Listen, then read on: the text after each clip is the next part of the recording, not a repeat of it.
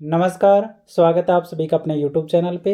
आज इस वीडियो के अंदर हिंदी शिक्षण वीडियो का एक टॉपिक कवर करने वाले हैं जिसका नाम रहेगा भाषा दक्षता एवं कौशलों का विकास।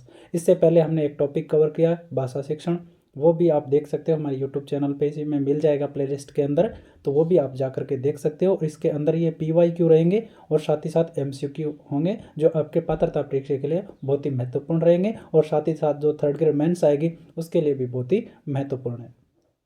तो पहला प्रश्न हम शुरू करते हैं कि भाषा है, भाषा क्या है, एक प्रकार की क्या होती है कि अर्जित संपत्ति है या ईश्वर प्रदत्त संपत्ति है, सहजात योग्यता है या उत्तराधिकार में प्राप्त संपत्ति है। तो भाषा क्या होती है, एक अर्जित संपत्ति होती है। ठीक है। उसके बाद में भाषा शिक्षण में बहुमुखी प्रयास का अभिप्राय है। भाषा शिक्षण में बहुमुखी प्रयास का अभिप्राय क्या है, ये हमसे पूछा गया है। तो आगमन विधि का प्रयोग, तकनीक का प्रयोग, सभी विषयों के शिक्षण में भाषा पर बल और अनेक अध्यापकों द्वारा भाषा का शिक्षण। तो भाषा शिक्षण में बहुमुखी प्रयास का अभिप्राय बताना है कि क्या होता है कि सभी विषयों के शिक्षण में भाषा पर बल दिया जाता है। उसके बाद में आपका प्रश्न आता है कि विद्यार्थियों में भाषा के प्रति रुचि के विकास में किस प्रणाली की भूमिका सबसे अधिक है। विद्यार्थियों की में भाषा के प्रति रुचि के विकास में किस प्रणाली की भूमिका सबसे अधिक होती है। तो कौन सी प्रणाली की सबसे अधिक जो भूमिका रहती है वो हमें बतानी है। भाषण, प्रश्नोत्तर, अवलोकन, साक्षात्कार। तो बताओ कौन सी की रहेगी इसमें। अवलोकन की। किसकी? अवलोकन की भूमिका सबसे ज़्यादा रहती है। उसके बाद में भाषा शिक्षण का विशेष अनिवार्य गुण है विषय का विस्तृत ज्ञान, बाल मनोविज्ञान ज्ञान, शिक्षण विधियों का ज्ञान, शुद्ध उच्चारण। तो बताओ भाषा शिक्षक का विशेष अनिवार्य गुण क्या होना चाहिए। तो क्या होगा इसमें, शुद्ध उच्चारण। देखो, इस वीडियो से आगे बढ़ने से पहले मैं बताऊंगा कि हिंदी शिक्षण विधियों का पहले से एक टॉपिक मैंने करवा रखा है, वो आप जरूर देख सकते हो। इसके अलावा NCF 2005, ठीक है, NEP 2020 जो नया जुड़ा है ये करवा दिया है। इसके अलावा RTE एक्ट 2009, RTE एक्ट 2009, ये तीनों टॉपिक है वो हमने हमारे YouTube चैनल पे करवा दिए। और अति महत्वपूर्ण टॉपिक जो आपकी बाल कल्याणकारी योजना है ना, बाल कल्याणकारी योजना है, ये भी हमने करवा दिया। तो ये भी आप तीनों चारों वीडियो ज़रूर देखें, आपके लिए बहुत ही महत्वपूर्ण साबित होने वाले हैं और इनसे प्रश्न आएंगे आपके, और शानदार तरीके से हमारे YouTube चैनल पर करवाए हैं। तो एक बार इन्हें भी आप ज़रूर चेक करें।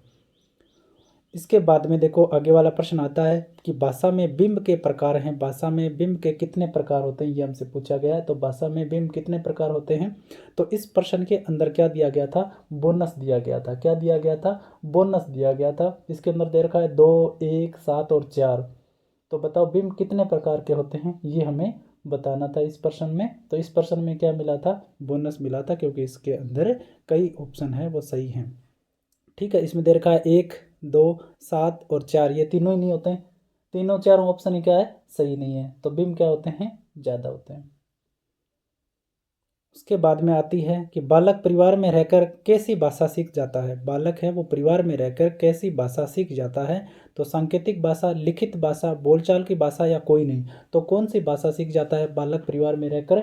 तो बालक है वो परिवार में रहकर सीख जाता है बोलचाल की भाषा। देखो वो बिंब वाले प्रश्न में मैं आपको बिंब बताऊँ ना, तो इसमें कई प्रकार के बिंब होते हैं। जैसे देखो, इंद्रिय बिंब, काल्पनिक बिंब, प्रेरक अनुभूति के आधार पर। तो बिंब के प्रकार 3 होते हैं वैसे तो, एक तो इंद्रिय बिंब हो जाएगा, एक काल्पनिक बिंब हो जाएगा और प्रेरक अनुभूति के आधार पर बिंब हो जाएंगे। ठीक है, तो ये 3 प्रकार के बिंब हो जाएंगे। इसमें इंद्रिय बिंब की बात करोगे तो आप चाक्षुष बिंब हो जाएगा, श्रव्य नादनात्मक बिंब हो जाएगा।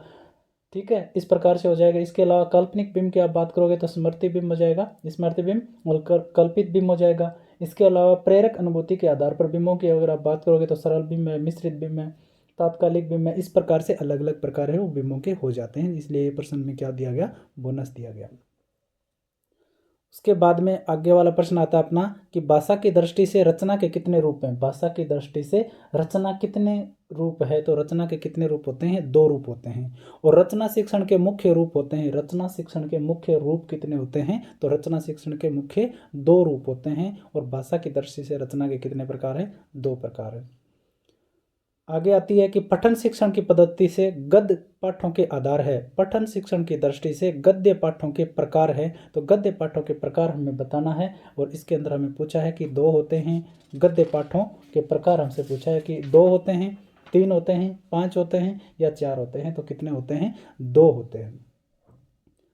उसके बाद में भाषा की दृष्टि से रचना के कितने रूप हैं, भाषा की दृष्टि से रचना के कितने रूप होते हैं, ये हमसे पूछा गया है कि भाषा की दृष्टि से रचना के कितने रूप होते हैं। ये ऊपर किया है हमने 2, और रचना शिक्षण के मुख्य रूप कितने होते हैं, 2। ये रिपीट हो गया ना, ये भी हो गया था अपना। उसके बाद में वैचारिक सामग्री है, वैचारिक सामग्री है संरचना, शब्दावली, व्याकरणिक या मूल विषय वस्तु। तो वैचारिक सामग्री है वो क्या होती है, ये हमसे पूछा गया। तो क्या होती है, एक मूल विषय वस्तु होती है वैचारिक सामग्री। भाषिक सामग्री है, भाषिक सामग्री है मूल विषय वस्तु, शब्दावली, प्रत्ययों, मूल विषय वस्तु एवं प्रत्ययों। तो बताओ भाषिक सामग्री क्या होती है, हमसे पूछा गया। तो क्या होती है, शब्दावली होती है। क्या होती है, शब्दावली होती है। इसके अलावा आप बात करते हो आगे वाले प्रश्नों की, अगर आप बात करोगे तो भाषा कौशलों की संख्या है, भाषा कौशलों की संख्या कितनी होती है, ये हमसे पूछा गया। तो भाषा कौशलों की संख्या कितनी होती है, 4 होती है। LSRW जिस इंग्लिश में जिसको कहते हैं, या आप में हम कहेंगे बोलना, ठीक है, बोलना हो गया, सुनना हो गया, लिखना हो गया और पढ़ना हो गया। ये 4 प्रकार के भाषा कौशल होते हैं। भाषा का मुख्य कौशल क्या है, भाषा का मुख्य कौशल अगर बात करते हो ना, तो लिखना, पढ़ना, बोलना, तीनों क्या है, भाषा कौशल के मुख्य कौशल है। भाषा कौशल है शिक्षण कराना, अधिगम कराना, अनुदेशन कराना, दक्षता प्राप्त करना। तो भाषा कौशल क्या होगा इसमें से, तो क्या होगा, दक्षता प्राप्त करना है, वो भाषा कौशल होगा। भाषा सीखने का स्वाभाविक और मनोवैज्ञानिक क्रम है। तो भाषा सीखने के लिए जो कौशल दिए गए ना, इनका क्रम क्या होगा, ये हमसे पूछा गया है। तो क्या होगा, सुनना, बोलना, पढ़ना, लिखना, और इसको इंग्लिश में आप ज़्यादा याद रख सकते हो, LSRW से याद रख सकते हो आप, ठीक है। लिसनिंग, स्पीकिंग, रीडिंग और राइटिंग, इस प्रकार से इसको याद रख सकते हो।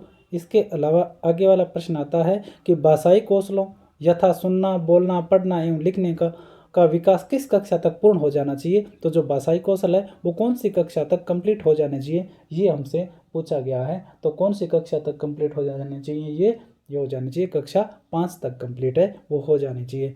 उससे पहले अगर चैनल आपने सब्सक्राइब नहीं किया तो चैनल को सब्सक्राइब जरूर करना, और इस वीडियो को सभी जगह शेयर जरूर करना, जिससे और साथी जुड़ सकें और बाकी बचे हुए टॉपिक भी आपके लिए हम लेकर आ सकें। तो शिक्षण कौशल का उपयोग किया जाता है कक्षा के अंदर, कक्षा के बाहर और दोनों में ही। तो शिक्षण कौशलों का उपयोग कहाँ किया जाता है, कक्षा के अंदर भी और बाहर भी, दोनों जगह पे किया जाता है। भाषा की शिक्षा दी जाती है अर्थग्रहण और अभिव्यक्ति के लिए, विद्वान बनाने के लिए, मनोरंजन के लिए और साहित्यकार बनाने के लिए। तो भाषा की जो शिक्षा है वो अर्थग्रहण और अभिव्यक्ति के लिए दी जाती है। किसके लिए दी जाएगी, अर्थग्रहण और अभिव्यक्ति के लिए दी जाती है। उसके बाद में अपना प्रश्न आता है कि नाटक का संबंध किस ज्ञानेंद्रियों से है, नाटक का संबंध किस ज्ञानेंद्रिय से, ये हमसे पूछा है। मुंह से, कान में, आंख से, कान में, आंख से, आंख से और कान से। तो बताओ नाटक का संबंध किससे है, कान व आंख दोनों से ही होता है नाटक का संबंध। उसके बाद में अपना आगे वाला प्रश्न आता है कि भाषा दक्षता का प्रारंभिक कौशल कौन सा है। तो मैंने बताया LSRW, जिसमें सबसे पहले क्या होता है, लिसनिंग, मतलब सुनना। तो भाषा का दक्षता का पहला कौशल कौन सा हो जाएगा, सुनना। और भाषा कौशलों में सबसे पहले किस कौशल का विकास होता है, तो किसका होता है, श्रवण कौशल का ही सबसे पहले विकास होता है। ये भी आपको ध्यान में रखना है। खेल विधि को प्रचलित करने का श्रेय किसे जाता है, खेल विधि को प्रचलित करने का श्रेय जाता है हेनरी कोल्डवेल कुक को दिया जाता है। खेल विधि को प्रचलित करने का श्रेय किसको दिया जाएगा, हेनरी कोल्डवेल कुक को दिया जाता है। उसके बाद में हम बात करते हैं कि श्रवण कौशल को विकसित करने के लिए उपयुक्त प्रणाली कौन सी है, श्रवण कौशल को विकसित करने के लिए उपयुक्त प्रणाली कौन सी है, ये हमसे पूछा है। तो कौन सी है, खेल प्रणाली के माध्यम से सबसे अधिक उपयुक्त प्रणाली रहती है। मौखिक अभिव्यक्ति कौशल का विकास करने के लिए सशक्त माध्यम है, जो मौखिक अभिव्यक्ति का कौशल है ना, इसका विकास करने के लिए सशक्त माध्यम कौन सा होता है, विद्यालय पत्रिका, नाटक, वाद विवाद और क्विज कार्यक्रम। तो बताओ इसमें से कौन सा होगा मौखिक अभिव्यक्ति के लिए। तो वाद विवाद जो प्रतियोगिता है वो ज़्यादा बेस्ट रहती है। छोटे बालकों की कल्पना शक्ति विकसित करने का माध्यम है, छोटे बालकों की कल्पना शक्ति विकसित करने का माध्यम क्या होता है, ये हमसे पूछा गया। तो क्या होंगी, परियों की कहानियां हैं, वो कल्पना शक्ति अधिक विकसित करती है बच्चों को, क्योंकि उनको ज़्यादा अच्छी लगती है और रोचक लगती है ये कहानियां। किसका संबंध बोलने के कौशल के विकास से नहीं है, बोलने के कौशल के विकास से संबंध जिनका नहीं, ये बताना है। शुद्ध उच्चारण, कविता पाठ, प्रतिलिपि और सहस्वर वाचन। तो बताओ बोलने के कौशल के विकास से संबंधित कौन सा इसमें से नहीं है, ये हमसे पूछा गया। तो प्रतिलिपि स्पष्ट दिख रहा है। तो शुद्ध उच्चारण तो वो बोलेगा, कविता का पाठ करेगा तो बोलेगा, सहस्वर वाचन करेगा तो बोलेगा, लेकिन प्रतिलिपि में कोई बोला नहीं जाता। उच्चारण कौशल की परीक्षा किससे ली जा सकती है? उच्चारण कौशल की जो परीक्षा है वो किससे ली जा सकती है? तो लिखित परीक्षा से, मौखिक परीक्षा से, निबंधात्मक परीक्षा से, वस्तुनिष्ठ परीक्षा की। तो उच्चारण तो बोल करके होता है, तो ये किससे होगा? फिर मौखिक से होगा। मौखिक अभिव्यक्ति का आवश्यक गुण कौन सा है? गतिशीलता, ग्राह्यता, प्रभावता, प्रभाव उत्पादकता, उच्चारण की शुद्धता। तो बताओ मौखिक अभिव्यक्ति का आवश्यक गुण क्या है? ये हमसे पूछा है। तो मौखिक अभिव्यक्ति का आवश्यक गुण है उच्चारण की शुद्धता। उसके बाद में उच्चारण सुधारने का कार्य किन कक्षाओं में करना चाहिए? तो उच्चारण सुधारने का जो कार्य है वो कौन सी कक्षाओं में किया जाना चाहिए? तो प्रारंभिक कक्षाओं में ही उच्चारण सुधारने का कार्य है वो किया जाना चाहिए। उसके बाद में साइलेंट रीडिंग किसकी रचना है? साइलेंट रीडिंग जो है वो रचना किसकी है? ब्राइन की है। साइलेंट रीडिंग किसकी रचना है? ब्राइन की रचना है। उसके बाद में हम आगे करते हैं। देखो चैनल को सब्सक्राइब जरूर करना, आपके लिए महत्वपूर्ण कंटेंट है और पूरे के पूरे टॉपिक उपलब्ध करवा देंगे। एक तो पहले डाल चुके हैं हम, दूसरा ये हम डाल ही रहे हैं। उसके अलावा 3-4 जो भी टॉपिक है ना ये कंप्लीट करवा देंगे, और जो कॉमन जो शिक्षण विद्या है ना वो भी हम करवा देंगे। सहस्वर वाचन का अभ्यास कराने के लिए सबसे उपयुक्त साधन क्या है? सहस्वर वाचन का अभ्यास करवाने के लिए सबसे उपयुक्त साधन कौन सा है? आदर्श वाचन, अनुकरण वाचन, सामूहिक वाचन और पाठ्य पुस्तक वाचन। तो कौन सा हो जाएगा इसमें से? आपका सहस्वर वाचन का अभ्यास करवाने के लिए सबसे ज़्यादा उपयुक्त जो माध्यम है वो कौन सा होगा? सामूहिक वाचन। उसके बाद में मौन वाचन कब शुरू करना चाहिए? मौन वाचन कब शुरू किया जाना चाहिए? तीसरी, चौथी, छठी या दूसरी कक्षा से? तो कौन सी कक्षा से शुरू किया जाना चाहिए? ये आपका तीसरी कक्षा से मौन वाचन शुरू किया जाना चाहिए। मौन वाचन से क्या लाभ है? मौन वाचन से लाभ क्या है? ज्ञान की वृद्धि, अवकाश के समय का सदुपयोग, खरीदी गई किताब का सदुपयोग या शारीरिक वृद्धि। तो देखो मौन वाचन से शारीरिक वृद्धि का कोई मतलब नहीं है, खरीदी गई किताब का कोई सदुपयोग नहीं है, लेकिन ज्ञान की वृद्धि होगी और अवकाश के समय का क्या होगा? सदुपयोग होगा। तो ये दोनों ही ऑप्शन इसके अंदर सही माने गए थे। ठीक है। उसके बाद में मौन वाचन मूल्यांकन किस परीक्षा के द्वारा किया जा सकता है? मौन वाचन मूल्यांकन है वो किस परीक्षा के द्वारा किया जा सकता है, ये हमसे पूछा गया है। तो किस परीक्षा से? पूर्ति परीक्षा, असत्य परीक्षा, तो इन दो, और बहुविकल्प परीक्षा। तो मौन वाचन मूल्यांकन है तो वो तो पूर्ति परीक्षा से भी किया जा सकता है, सत्य असत्य परीक्षा से भी किया जा सकता है और बहुविकल्प परीक्षा से भी किया जा सकता है। मौन पठन का लाभ है। मौन पठन का लाभ क्या है ये हमसे पूछा है। उच्चारण अभ्यास है तो अवसर मिलता है, स्वाध्याय की प्रवृत्ति विकसित होती है। तो यही हो जाएगा इसमें सही कि मौन पठन का लाभ होता है, स्वाध्याय की प्रवृत्ति है वो विकसित होती है। लिखित सामग्री को मन ही मन बिना आवाज किए चुपचाप पढ़ना क्या कहलाता है? मौन वाचन ही कहलाएगा ना। लिखित सामग्री को मन ही मन में बोलना क्या हो जाएगा? मौन वाचन कहलाएगा। प्राथमिक स्तर पर वाचन का मुख्य उद्देश्य क्या है? प्राथमिक स्तर पर वाचन का मुख्य उद्देश्य क्या है ये हमसे पूछा गया है। तो क्या होता है इसमें? शुद्ध उच्चारण क्षमता का विकास करना ही मौन वाचन, ये आपका वाचन का मुख्य उद्देश्य होता है प्राथमिक स्तर पे। उसके बाद में द्रुत पाठ है क्या है इसमें, ये हमसे पूछा गया है। और इस प्रश्न के अंदर क्या दिया गया था? बोनस दिया गया था। क्या दिया गया था? इस प्रश्न में बोनस मिला था। ठीक है। उसके बाद में हम आगे बात करते हैं। आगे प्रश्न आता है मौन वाचन का प्रकार है। मौन वाचन का प्रकार है ये हमसे पूछा गया है। तो समवेत वाचन या द्रुत वाचन, व्यक्तिक वाचक या अनुकरण वाचन। तो मौन वाचन का प्रकार क्या है? द्रुत वाचन है वो मौन वाचन का प्रकार है। उसके बाद में हम बात करते हैं कि अर्थ ग्रहण के कौशल के विकास के लिए अधिक उपयोगी है। अर्थ ग्रहण के कौशल के विकास के लिए अधिक उपयोगी है। तो क्या होता है अधिक उपयोगी? व्याकरण शिक्षा? नहीं। समाचार वाचन? ये भी नहीं है। सहस्वर वाचन? ये भी नहीं है। तो अर्थ ग्रहण के कौशल के विकास के लिए सबसे अधिक उपयोगी है वो है मौन वाचन। उसके बाद में लिखना सिखाने से पूरे बालकों को चित्रकला सिखाना चाहिए। लिखना सिखाने से पूरे बालकों को चित्रकला सिखाना चाहिए, क्योंकि अक्सर भी चित्र ही है। इस प्रकार का मत समर्थन किया है। तो लिखना सिखाने से पूर्व बालकों को चित्रकला सिखाना चाहिए, क्योंकि अक्सर भी चित्र ही है। इस मत का समर्थन है वो किसने किया था ये हमें बताना है। तो किसने किया था? महात्मा गांधी ने किया था।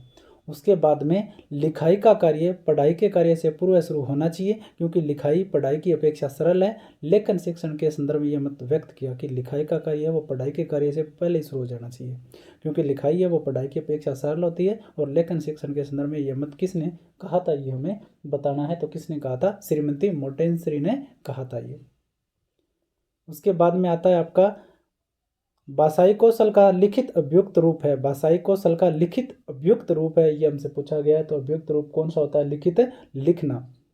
उसके बाद में श्रुति लेख से किस कौशल का अधिक विकास होता है, तो किसका अधिक विकास होगा, तो ये होगा आपका श्रवण लेखन का। क्या, श्रुति लेख से किस कौशल का अधिक विकास होता है, तो होता है ये श्रवण लेखन का। लेखन कला का विकास होता है, लेखन कला का विकास होता है किससे होता है, तो लेखन कला का विकास है वो होता है आपका अभ्यास से। उसके बाद में बालकों को लिखना सिखाने से पहले ये आवश्यक है, बालकों को लिखना सिखाने से पहले ये आवश्यक है कि लेखन संबंधी जिज्ञासा उत्पन्न करना। तो लिखना सिखाने से पहले उनमें क्या होनी चाहिए, जिज्ञासा आनी चाहिए। लेखन क्रिया के शिक्षण का आरंभ होता है, लेखन क्रिया के शिक्षण का आरंभ होता है तो कहाँ से आरंभ होता है, ये सीधी रेखाओं से होता है लेखन क्रिया के शिक्षण का आरंभ। ठीक है, देखो ज़्यादा समय मैं नहीं ले रहा हूँ, सिर्फ कट टू कट आपको प्रश्न ही बता रहा हूँ जिससे आपका टाइम भी ज़्यादा खराब ना हो। लिखित अभिव्यक्ति का साधन नहीं है, लिखित अभिव्यक्ति का जो साधन है वो नहीं है, ये हमसे पूछा गया है कि कौन सा लिखित अभिव्यक्ति का साधन नहीं है। तो इसमें से पत्र लेखन है, निबंध लेखन है, नोट्स लेखन है, लेकिन वाद विवाद है वो लिखित अभिव्यक्ति का साधन नहीं है। असंगत शब्द है, असंगत शब्द हमसे पूछा गया तो इसके अंदर बोनस है वो दिया गया था। प्रतिलेख, श्रुतिलेख, सुलेख, अनुलेख ये सारे लिखने के एक तरीके ही हैं, तो इसीलिए इसमें क्या दिया गया था, बोनस दिया गया था, असंगत था ही नहीं इसमें। उसके बाद में आता है वर्तनी की विधिवत शिक्षा का ज्ञान किस स्तर पर होना चाहिए, वर्तनी की विधिवत शिक्षा का ज्ञान है वो किस स्तर पर हो जाना चाहिए, ये अपना प्रश्न आया है। तो इस प्रश्न में क्या होगा ये आपको बताना है। तो क्या हो जाएगा इसके अंदर, प्राथमिक स्तर पर वर्तनी की विधिवत शिक्षा का ज्ञान है वो दिया जाना चाहिए। छात्रों के शब्द भंडार में वृद्धि करने का उपाय है, तो छात्रों के शब्द भंडार में वृद्धि करने का उपाय क्या होता है, शब्दकोश का उपयोग, छात्रों में स्वाध्याय की प्रवृत्ति को बढ़ाना, शिक्षक द्वारा अच्छे व नए शब्दों का प्रयोग। तो शब्द भंडार को बढ़ाने के सभी क्या है इसमें उपाय है। भाषा दक्षता या कौशल विकास किया जाता है, भाषा दक्षता का विकास किया जा सकता है, किस प्रकार से किया जा सकता है ये हमें पूछा गया है। तो शब्द उच्चारण के माध्यम से, लिपि व वर्तनी का सही ज्ञान करवाकर और शब्द रचना का ज्ञान करवाकर, तो तीनों के तीनों इसमें सही हो जाएंगे। भाषा एक कौशल से संबंधित पक्ष नहीं है, भाषा प्रयोग एक कौशल से संबंधित पक्ष नहीं है, तो ये हमें बताना है। तो भाषा ज्ञान गम्य है, भाषा अभ्यास गम्य है, भाषा एक सामाजिक व्यवहार है और भाषा अनुकरणात्मक है, तो ये भी सही है। ये तीनों लास्ट वाले सही है, लेकिन ये भाषा जो ज्ञान गम्य है ये इसमें क्या हो जाएगा, गलत हो जाएगा। कौन सा अशुद्ध वर्तनी का कारण नहीं है, अशुद्ध वर्तनी का इनमें से कौन सा कारण नहीं है, तो लेखन की असावधानी, जलवायु, अशुद्ध उच्चारण, तो व्याकरण का कम ज्ञान। तो देखो जलवायु का इसमें कोई लेना देना नहीं है, यही हो जाएगा। फिर प्रारंभिक अवस्था में बालक भाषा सीखता है, प्रारंभिक अवस्था में बालक क्या सीखता है, भाषा सीखता है। ठीक है, किस प्रकार से सीखता है ये हमें बताना है। तो क्रम क्या होगा, श्रवण, निरीक्षण, अनुकरण द्वारा, ये वाला सी ऑप्शन इसके अंदर क्या हो जाएगा, सही हो जाएगा। तो देखो हिंदी के जो भी शिक्षण विधि से संबंधित प्रश्न है ना वो मैं पूरे के पूरे आपको कंप्लीट करवा दूंगा। एक वीडियो हम पहले दे चुके हैं आपको, और इसके अलावा और भी अभी वीडियो आपके सामने हैं वो लगातार आते रहेंगे। सारी की सारी शिक्षण विधियाँ हैं वो आपको कंप्लीट है वो करवा दी जाएगी। तो आज के वीडियो में हमने जो भाषाई कौशलों से संबंधित प्रश्न किए हैं जिसमें हमने लगभग 50 प्रश्न किए हैं, इसके आगे वाले लगभग 50 से ज़्यादा प्रश्न और है वो हम नेक्स्ट वीडियो में आपको करवा देंगे। तो वीडियो अगर आप शेयर करोगे और निश्चित रूप से अगर आगे वाला वीडियो चाहिए आपको तो आप कमेंट सेक्शन में ज़रूर लिखें और हम आपको जल्दी वो वीडियो उपलब्ध करवा देंगे और आपकी पात्रता परीक्षा तक आपको कंप्लीट तैयारी करने का मौका मिल जाएगा, जिससे आपका रिवीजन भी अच्छे से हो जाएगा। तो आज के लिए इतना ही, धन्यवाद।